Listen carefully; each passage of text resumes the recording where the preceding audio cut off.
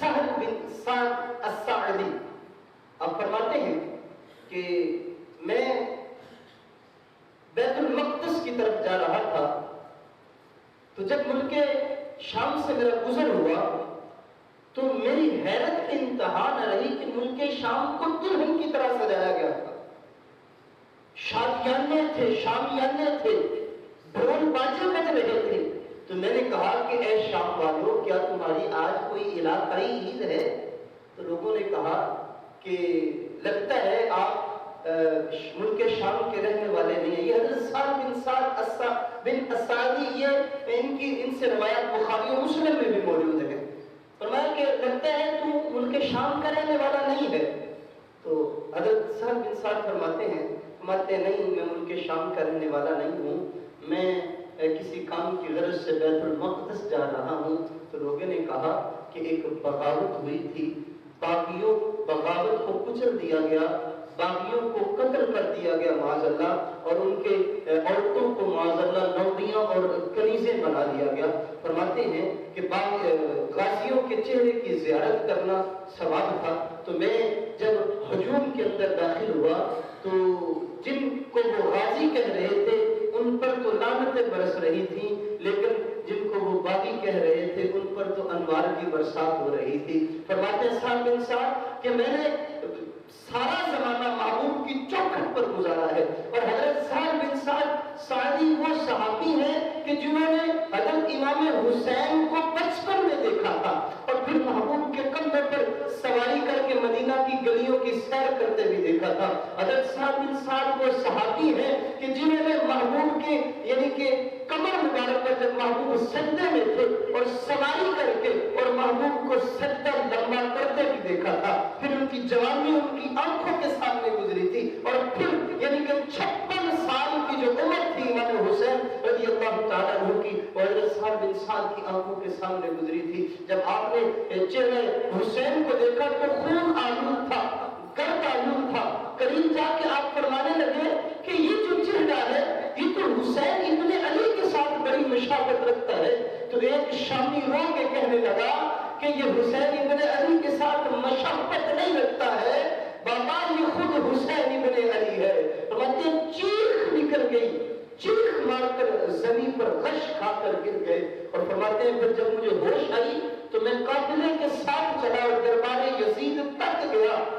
یزید بدبخت شراب کے نشے میں مست، پھر جو حالات حضرت سعد بن سعد فرماتے ہیں جو میں نے دربار کے اندر دیکھے یزید کے، وہ میں اپنی زبان سے بیان نہیں کر سکتا۔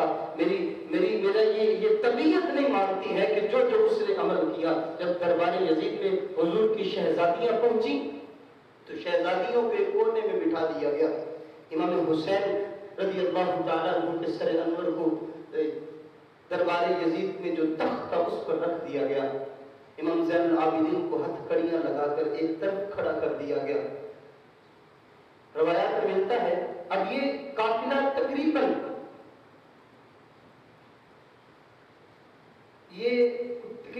3000 سے زیادہ کلومیٹر یہ سفر کر کے یہ دربار یزید میں پہنچا تھا۔ حضور کی جو شہزادی تھی مدینہ سے لے کر مکہ اور پھر کوفہ سے پھر یہ دمشق یعنی ملک شام یہ پہنچا تھا۔ تو ساتھ میں جب یزید دربار میں داخل ہوا تو روایت میں آتا اس کا بیٹا بھی اس کے ساتھ تھا۔ تو جب حضرت امام زین العابدین کے پاس سے گزرے تو اس کے بیٹے نے کہا کہ تم نے دیکھا نہیں، تمہارا نام ختم ہو گیا، لیکن پورے شہر میں ہمارے نام کے ڈنکے بج رہے ہیں۔ ابھی یہ اس نے جملہ کہا تھا، تھوڑی ہی دیر گزری تھی کہ مؤذن نے اذان کی صدا لگائی، اللہ اکبر اللہ اکبر اللہ اکبر اللہ اکبر، اشہد ان لا الہ الا اللہ اشہد ان لا الہ الا اللہ اشہد ان محمد رسول اللہ۔ جب مؤذن ان کلموں پر پہنچا، جب رسول اللہ کا نام آیا تو امام زین العابدین مسکرا کے فرمانے لگے کہ تمہارا نام ختم ہو جائے گا، یاد رکھنا میرے نانا کا نام قیامت تک پوری کائنات میں گونجتا رہے گا۔ جب یہ کلمے ارشاد فرمائے تو اس وقت یزید بدبخت نے غصے میں آ کر امام حسین رضی اللہ تعالیٰ عنہ کے سر انور پر لب مبارک پر چھری ماری اور کہنے لگا کہ دیکھ آج میں نے بدر والوں کا بدلہ لے لیا ہے۔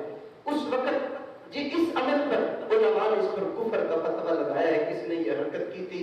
और फिर उस वक्त एक सहाबी दरबार यजीद में थे, तो सहाबी कहने लगे कि ओ बदबख्त यजीद, इस छड़ी को हटा, मैंने इन लबों को महबूब को चूमते हुए देखा है, मैंने यहाँ पर बोसा देते हुए महबूब को, इन लबों पर महबूब के लबों को लगते हुए देखा है। और फिर जो हालात हुए, ये बड़ा इनके तफसीली मौजू है, मैं कोशिश कर रहा हूँ आज इस मौजू को यानी कि समेट दूँ। जितने भी शहजादों के सरे अनवर थे, उनको बाबे सगीरा दमिश्क में एक कब्रिस्तान है, उसके अंदर एक ही कब्र खोदकर तमाम शहजादों के सरे अनवर को वहां पर दफन कर दिया गया और इमाम हुसैन के सरे अनवर को यानी महफूज रखा गया। और रवायात में आता है कि बेशुमार करामात का ज़हूर हुआ और बेशुमार ईसाई इमाम हुसैन के चेहरे अनवर की उन करामात को देखकर वो इस्लाम में दाखिल हुए थे। यजीद को उसके करीबियों ने यह मशवरा दिया, अगर हुजूर के घराने की शहजादियां और इमाम हुसैन का सरे अनवर अगर ज्यादा देर तक यहाँ दमिश्क में रहा तो फिर कहीं ऐसा ना हो कि कोई बड़ी बगावत ना हो जाए और तेरे खिलाफ कोई ऐलान जंग न कर दे। उसने इसी में आफियत समझी कि उनको वापस मदीना भेज दिया जाए। तो मुज़ाकरात होने लगे। तो इमाम ज़ैनुल आबिदीन ने फरमाया कि हमारे जो कुछ दिरहम दीनार इन्होंने हमसे छीने हैं वो लौटा दिए जाएं और इसके साथ हमारी माँ सैयदा कायनात फातिमा ज़हरा सलामुल्लाह अलैहा उनके हाथों के जो बुने हुए कपड़े हैं चंद और गुरु बंद हैं, ये तीन चीजें हमें लौटा दी जाए।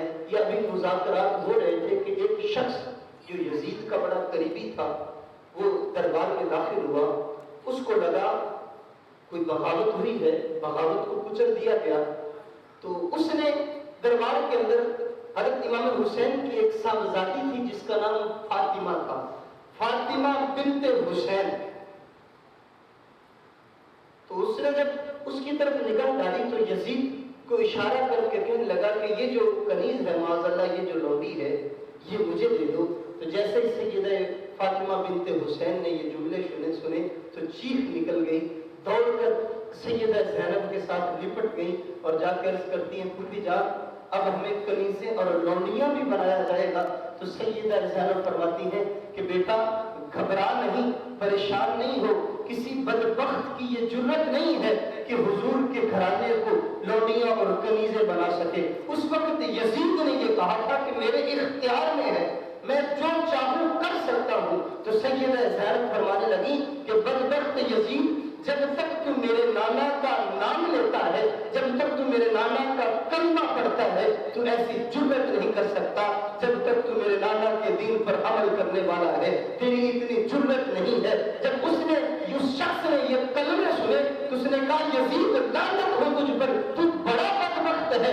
मुझे तो लगा कि कैसे रूम से कोई बगावत हुई है और उनके लोगों को कत्ल कर दिया गया और उनकी औरतों को कनीज़ें और लौंडियां बना लिया गया। और बदबख्त ये तो हुजूर के घराने की शहजादियां हैं और तो इनको लौंडियां और कनीज़ें बनाता है और सारी कायनात इनकी लौंडी और कनीज़ है। और तुझे शर्म आनी चाहिए। जब उसने ये कलमे कहे तो उस वक्त वो जो शख्स था वो दरबार से यानी गुस्से में आकर, वो बड़ा करीबी था, वो चला गया।